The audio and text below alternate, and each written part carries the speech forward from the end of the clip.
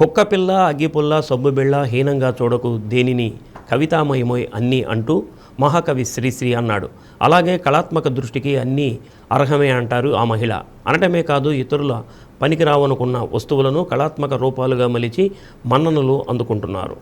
ఒంగోలు బండ్లమెట్ట పరిధిలోని బండారుపాలెంలో వరలక్ష్మి పొదుపు సంఘం సభ్యురాలు, సాధారణ గృహిణిగా ఉన్న వరలక్ష్మి తనలోని కళా నైపుణ్యానికి మెరుగులు దిద్దే క్రమంలో ఇంటి నిర్మాణంలో మిగిలిపోయిన ప్లాస్టిక్ పైపులతో అందమైన ఆర్చిగా మలిచారు.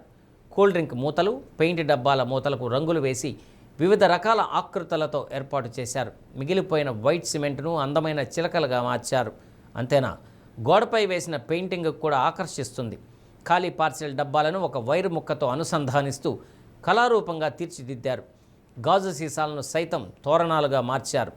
వాడేసిన కొబ్బరి చిప్పలను ప్లాస్టిక్ టేపుతో, అల్లికలతో ఓ రూపాన్ని తీసుకువచ్చారు. తనకు ఖాళీ దొరికితే సెల్ ఫోన్తోనో టీవీతోనో కాలం వెళ్ళబుచ్చటం ఇష్టం ఉండదని, తనకు తెలిసిన తన మదిలో తోచిన ఆలోచనతో ఏదైనా కళాత్మకంగా తయారు చేయాలన్న ఆసక్తే తనకు ప్రత్యేకత తెచ్చిపెట్టిందంటున్నారు.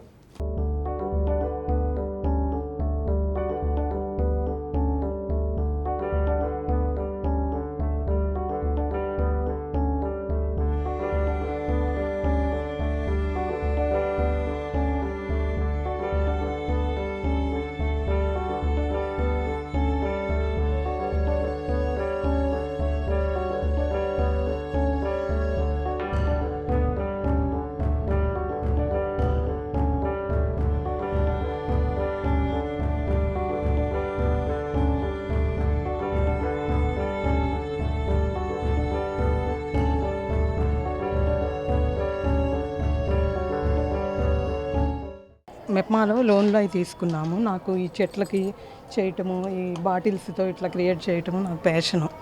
ఇట్లా చిన్న చిన్న కుండీలు తీసుకొచ్చి ఇవ్వండి, పెయింట్ డబ్బాలు ఇలాంటివన్నీ ప్యాషన్ అనమాట. ఆర్ట్ లాగా చేసుకుంటూ ఉంటాను.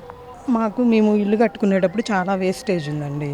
ఆ వేస్టేజ్ ఎందుకు ఇచ్చేయాలా అని చెప్పి కొద్దిగా క్రియేటివ్గా ఆలోచించి మిగిలిన పైప్స్, చిన్న చిన్న డబ్బాలు అవన్నీ పెయింట్స్ వేసుకొని మేము చేసుకున్నామండి. గుర్రాలు, ఇట్లా స్టాండ్, అంటే కొద్దిగా కంకర మిగిలింది అనుకో వేస్ట్ చేసుకోవటం ఎందుకని ఇట్లా బబుల్స్లు ఉన్నాయి, వేస్ట్ బబుల్స్, అందులో కంకర వేసి పైప్ నిలబెట్టేసాము.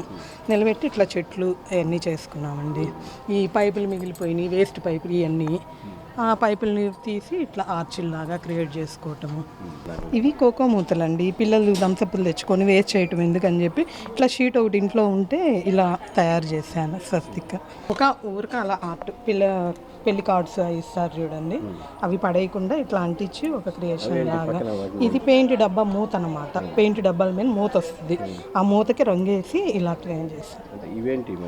ఇవి థమ్సప్, కోకో కోలా థమ్సప్, అవి మూతలు డిజైన్ చేసాము.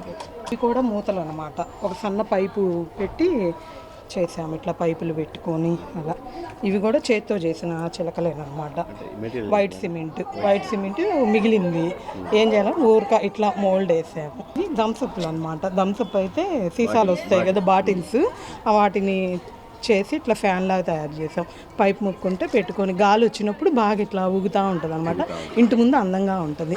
గోడ ఖాళీగా ఉంది, చెట్లు అందంగా ఉండాలి. ఇల్లు ముందు ఎవరైనా మన ఇంటికి వచ్చి చూడంగానే ఇల్లు అందంగా ఉంటే కదా ఏదైనా మనల్ని ఇచ్చేసేది. బాగున్నారు, బాగా శుభ్రంగా ఉంటారు, నీట్గా ఉంటాయి. నాతో పాటు ఇప్పుడు మా గొంతులో కూడా చాలామంది చెట్లు వేసుకుంటున్నారు. ఫస్ట్ చాలామంది వేశారు, ఇప్పుడు ఏంటంటే ఒకళ్ళని చూసి ఒకళ్ళని చూసి మేము కూడా వేసుకోవాలా, మా ఇంటి ముందు కూడా ఇలా ఉంచుకోవాలా, బాగుండాలా అనే ఉద్దేశంతో అందరూ ప్రతి ఇల్లు ఇలానే ఉందండి. ఇప్పుడు నేను ఒకటి చేయాలి అనుకున్నానంటే గబగబా వెళ్ళి తీసుకొచ్చి ఇస్తాడు, తను హెల్ప్ చేస్తాడు. తను ఇలా చెయ్యి అంటే తను చేస్తాడు, నేను చెప్తాను. తను చేయటం వల్లే ఇగో ఇలాంటివన్నీ చిన్న చిన్నవి. ఇది ఒక ఆర్చ్ లాగా అనమాట. మనీ ప్లాంట్ అల్లించుకొని ఒక పల్లకి లాగా అలా క్రియేట్ చేశాను. మొన్నటిదాకా చెట్టు ఉండేది, ఈ ఎండల వల్ల కొద్దిగా ఇదైపోయింది.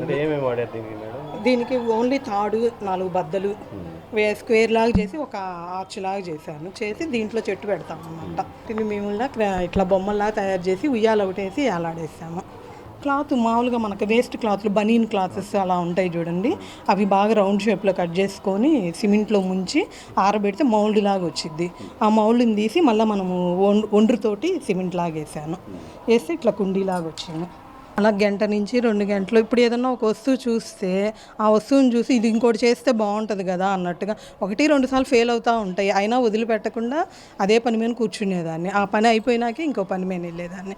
ఎందుకనో మరి చిన్నప్పటి నుంచి అదొక అలవాటు సార్ నాకు. వేస్టేజ్ ఏది పెడవేయకూడదు, దాన్ని ఏదో ఒక రకంగా యూజ్ చేయాలి. ఫుడ్స్ అనేది చేయాలన్న ఆలోచన, జనాల్లోకి పంపించాలా, మంచిగా ఫుడ్తో తయారు చేసి మంచిగా ఉండాలా. మాకు ఎల్ఎల్ హోమ్ ఫుడ్స్ ఉంది, మా పాప న్యూట్రిషన్ చదివింది, డైటీషియన్ డాక్టర్, తను హెల్ప్ చేస్తుంటుంది. అమ్మ ఈ ఎక్కువ వాడకూడదు, పలానా క్వాంటిటీ చెప్పిద్ది, ఇలా చేయాలమ్మా అని తను చెప్తుంటుంది. దాని ప్రకారంగా జనాల్లో మంచిగా ఫుడ్ అనేది కూడా తీసుకుపోవాలనే డ్రీమ్ ఒకటి ఉంది సార్ మాకు. అది అందుకని హెల్తీగా ఏది చేసినా హెల్తీగా చేసి జనాల్లోకి పంపించాలి.